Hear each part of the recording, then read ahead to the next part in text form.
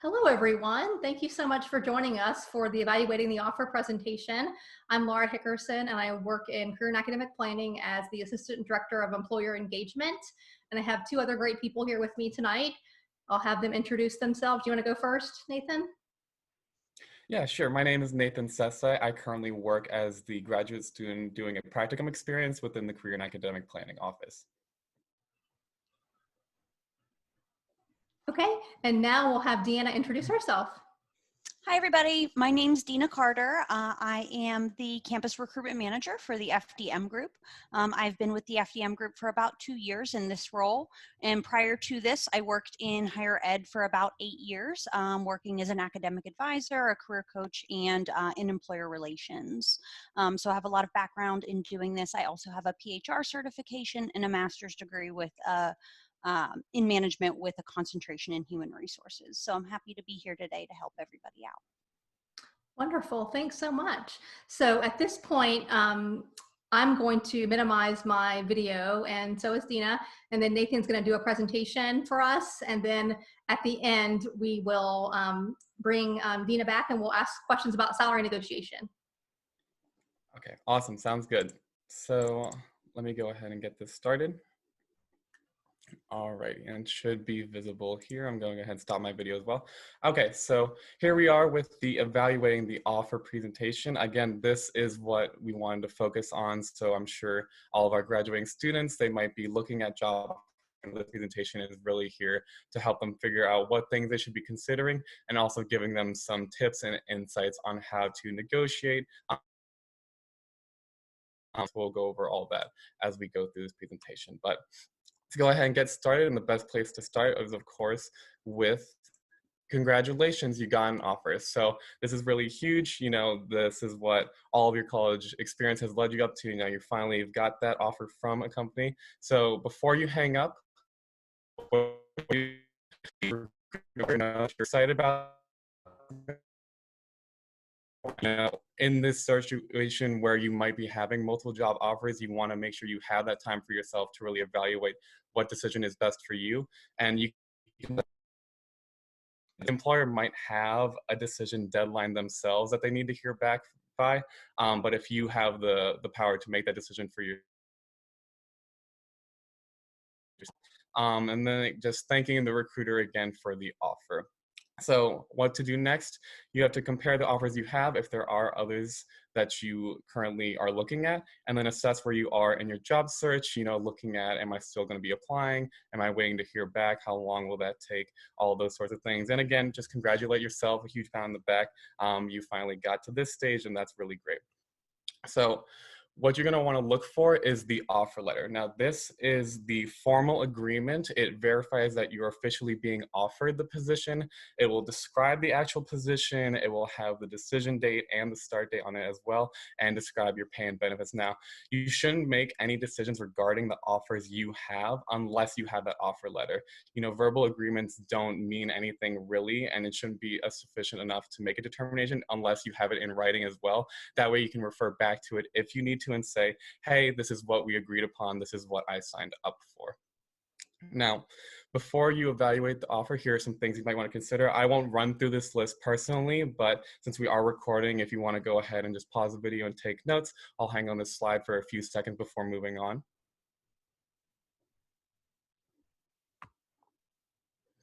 All right, and then some other important questions you might want to consider as well. I'll do the same thing, just give you time to take notes. Hold on the slide for about 5 or 6 seconds or so, and then go on to the next one.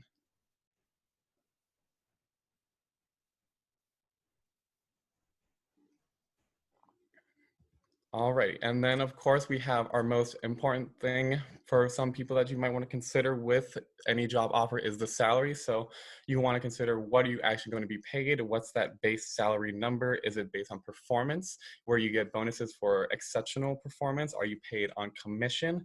How are their targets or quota structured, and how many people actually get there?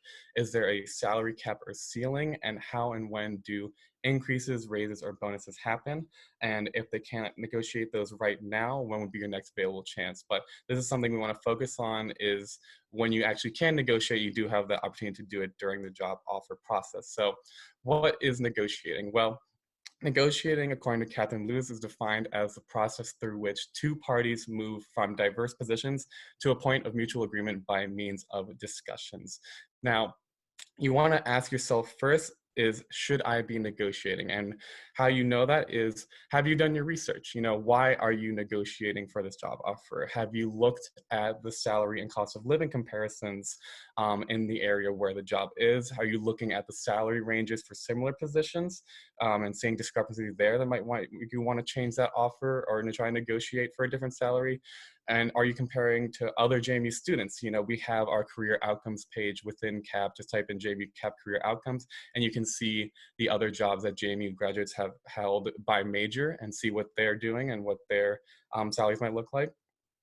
And then you also want to consider, are you truly worth more? Do you have another offer for more money? And is that job having you do either really similar tasks or maybe even identical tasks? And if they're paying you more, do you have that point to say, I'm getting paid more for this job? Can you match that price? Or do you have something that they should pay more for? Any sort of skills, experiences, certifications that they weren't previously aware of that would now make you a more valuable employee and thus worthy of being paid more?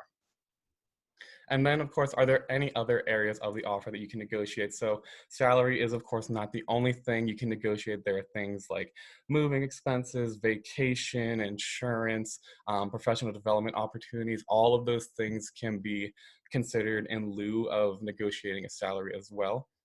So I'll just give you some ideas of those. Here we have what we call a benefits matrix. So this just lists a bunch of different things that can be included with the job. And so this is a good way for you to prioritize what is most important for you when you're considering them, the offer, and then also trying to decide what you can negotiate for as well. So we here have about 2 salary negotiation rules that we say you should stick by. The first one being never be the first one to mention salary during the hiring process. Now, this is important because obviously when you're going through the hiring process, they're looking to see if you're going to be the best fit for the company. And if you're already asking about salary out of the gate, then they might have a negative view of what your values are if you're asking about what the salary is, because then they might think you're more interested in the salary over than over than actually wanting to work at that business. And then 2, trying to discuss the salary before the interviewer offers you the job. Again, this is a thing where it's just an assumption is being made if you're already trying to discuss the salary and trying to negotiate, even when they haven't necessarily made a decision on you. So again, just trying to think about how it looks on you if you do this before they actually offer you the job. If they ask about salary expectations, try to avoid presenting an exact dollar amount and try to give a range if you can, but you have to do your homework ahead of time. Now, I understand that that question might be a little tricky, so we have a few ways that you can go about that question by deflecting. So if someone asks you to share your salary expectations, here are some possible responses. You can say, what is the salary range for this position? Are similar positions with this workload? Or you could say something like, I'm open to talking more about this once I receive an offer, or even as we move forward in the process, I would hope and expect that it would line up with market rates and similar positions in this area. Again, this is a great response if you're trying to just deflect, maybe you're not ready to consider it or you haven't done the research yet that you want to. So you're not sure in the moment, but this will give you at least some time to do that research and consider it. Now, here are some steps for success that we have when it comes to the negotiating process. The first one being be prepared. So kind of tying in along with that researching idea, you want to know how the company sets their salaries. Where is your position in terms of the overall company hierarchy? What's that market rate for your position? What's the budget of the department? That is a really important one. Maybe they do want to give you more money, but they just don't have room in the budget. And then once that comes in, they'll be able to pay you more. Ask if the salary is negotiable. I understand that it may not be. That might be the case when it comes to an entry-level job just out of college, but it's always I don't want you to feel like you should ever be afraid to ask. And then just keep in mind, of course, they could always say no to whatever you suggest. But again, this is a conversation you not be afraid of, and asking itself is not wrong. So again, make sure you're doing that research, but be prepared for their response, whatever it may be. Number two, recognize that employee negotiations are unique. So the company's goal is not to get you for the cheapest amount, but to get you to accept the offer. So they have already hired you for the position and they want you to work there. And now they're going to try and do what they can in order to get you to accept that job offer. But understand that, every person, every company is unique in their given situation. So how the negotiation process looks will be entirely different, every time there's a job offer being accepted. Third one, understand your needs and those of your employer. So you want to know what your priorities are and see what they're offering. Again, using that benefits matrix that we had talked about earlier. Be flexible. Um, a lot of negotiation is a give and take, and so you want to be able to be flexible in that instance by considering both what you want to get out of it and also what your employer needs as well. And that could lead to trade-offs. You might be saying, I will increase my salary, but that means you're taking less vacation days, or maybe there's certain perks that you're no longer able to access. This isn't like a one-sided conversation where you're just making demands of the company and they're meeting them. It's a process, and so you're coming together for a compromise. And so how that looks might depend on trade-offs, and they are a necessary part of the process. The fourth one, understand the dynamics of negotiation. So again, what's your negotiation position? Have you done that research and understand where you currently are? Are you able to say that I should be worth more, or I've done the research and this is what they should be paying me? Again, understanding where you currently stand will help you convey yourself as clearly as possible. The fifth one, understand the role that fairness plays in the process. Again, they can only do what's fair for themselves and the company. And what you ask of them should also be fair and reasonable as well, just because, they're not going to be able to just do whatever demand you ask. You had to consider all from their position as well. And then finally, like I was saying before, just ask. Most employees will agree to what is fair and reasonable within their power, and like taking a look at budget and organizational structure. And finally, just be creative. If baseline salary isn't negotiable, then you try things that may be. And we showed you the benefits matrix earlier, but maybe there are other perks and other benefits that you might want to consider as well. So in this process, you might want to do a bit of preparation and practice first. So if you're at home or in your apartment, you have time to, practice in the mirror or however you want to do it. A great way to do that would be just brainstorm 3 to 5 ways that employer may respond. And you can use that information that you gather when you do your research to help you as talking points for each potential response.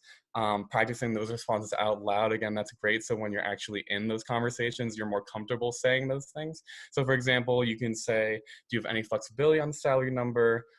Thank you for the offer. Based on my research with other roles in the area, I was thinking something of this range.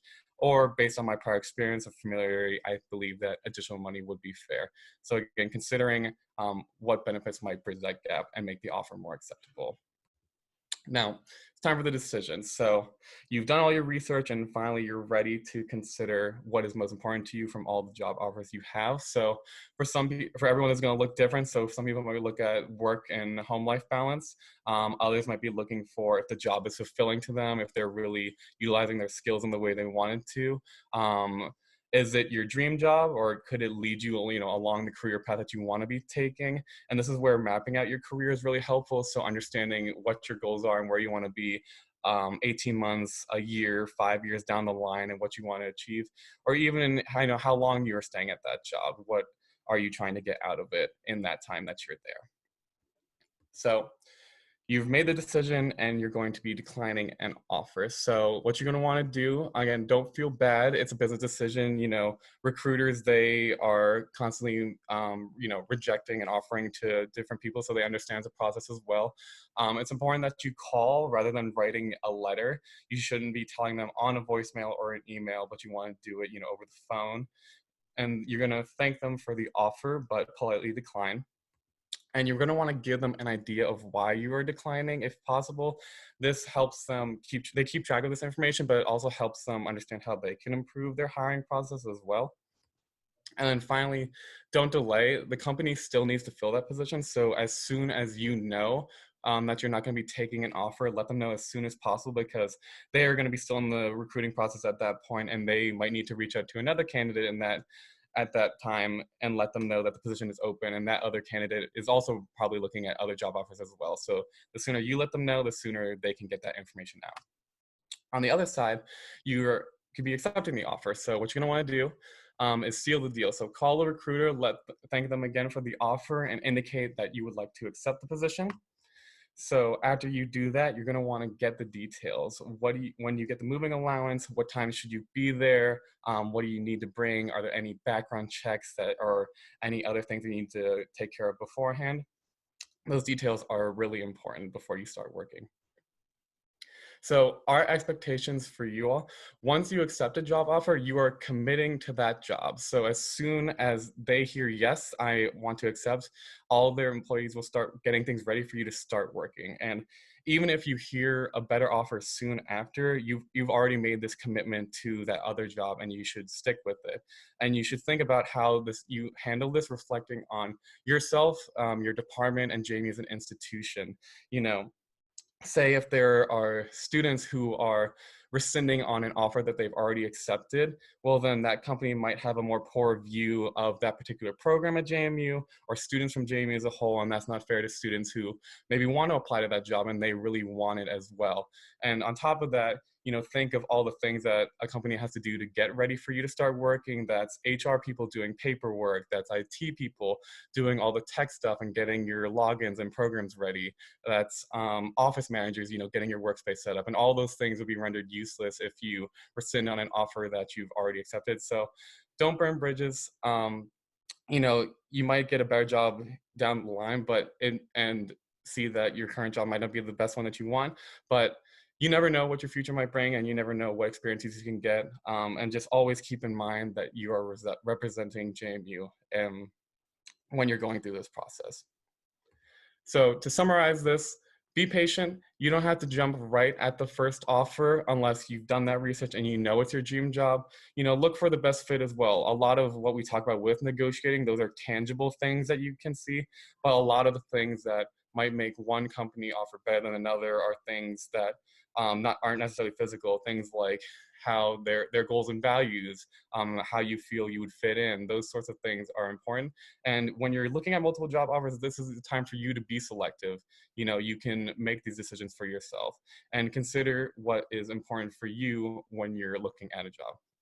Again, get everything in writing, making sure that everything you agree to is written down so that, again, you can go back to it and say, this is what we agreed to terms on.